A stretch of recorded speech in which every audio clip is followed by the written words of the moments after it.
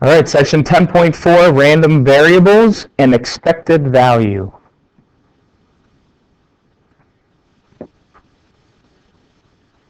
A numerical quantity whose value depends on the outcome of a chance experiment is called a random variable. Expected value is a mathematical way to use probabilities to determine what to expect over the long run. It is known as the long-run value or mean value.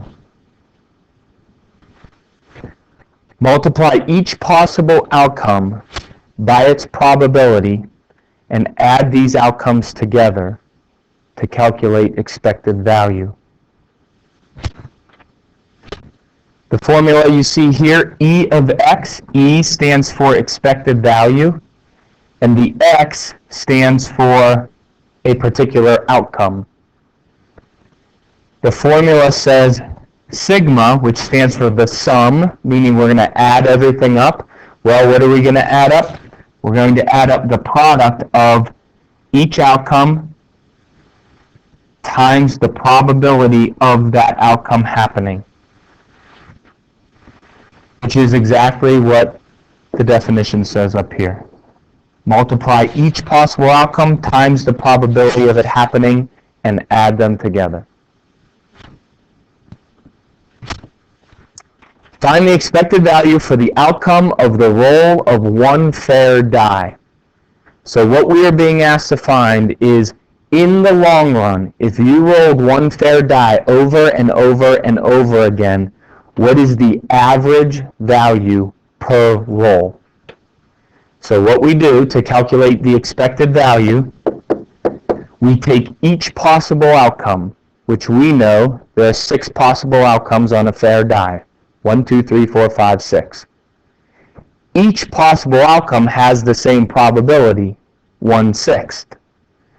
So the first outcome of rolling a 1 times the probability of it happening, plus the second possible outcome of a 2 times the probability of it happening, plus 3 times its probability, plus 4 times its probability, plus 5 times its probability, plus 6 times its probability.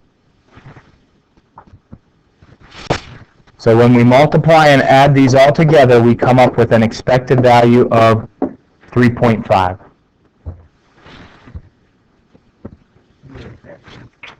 All right, an automobile insurance company has determined the probabilities of various claim amounts for drivers ages 16 through 21, shown in the table.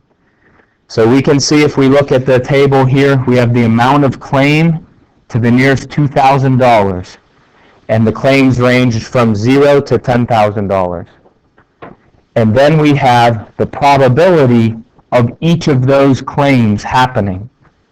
So you can see 0.7 is the probability that there is a $0 claim, because most people don't get in car accidents, right? 0.01 is the probability of having a claim that is $10,000.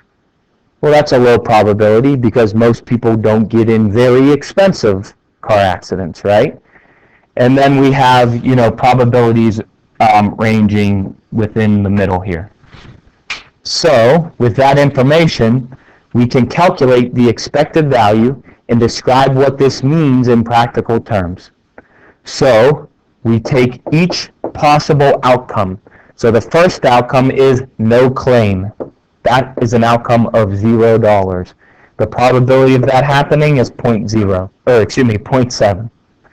Plus our next possible outcome, which is $2,000. The probability of that happening is 0.15. Plus $4,000 times 0.08, plus $6,000, 0.05, plus $8,000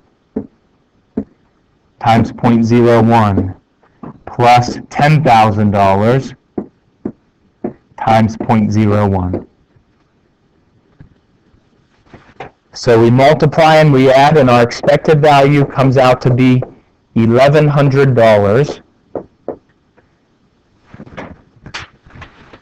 In the long run, each claim on average will cost you $1,100 as the insurance company. Now, part B, how much should the company charge as an average premium so that it does not lose or gain money on its claim costs? They should charge $1,100 per customer. So here's our final example. A game is played using one die. If the die is rolled and shows 1, 2, or 3, the player wins nothing. If the die shows 4 or 5, the player wins $3. If the die shows 6, the player wins $9. If there is a charge of $1 to play the game, what is the game's expected value? So what we're going to do is we're going to take each possible outcome, multiply it by its probability, and add them up. So the possible outcomes of rolling a 1, 2, or 3 all result in winning nothing, which means since you paid $1 to play the game, you've actually lost $1. So minus 1 times, if you roll a 1, that's 1/6. Well, you also lose $1 for rolling a 2, so that's another 1/6. And you lose $1 for rolling a 3, that's another 1/6. So let's actually make the probability here of losing $1 3 out of 6, because that's rolling a 1, 2, or a 3. Now, if we roll a 4 or a 5, you win $3. So another possible outcome is that you win $3, but remember you paid $1 to play, so you're actually only winning $2. And the probability of winning $2 is if you roll a 4 or a 5, so that's 2 out of 6. And then the final possible outcome is that you win $9. But remember, you paid $1 to play, so you're actually only winning $8. And that's only if you roll a 6, so the chances of rolling or winning $8 is 1/6. So we have each possible outcome multiplied by its probability of happening. Now we can multiply and add these up and come up with our expected value. And here we come up with an expected value of 1.5, which ends up being $1.50, which means that in the long run, if you play this game over and over and over again, then you can expect to, on average, win $1.50 per play.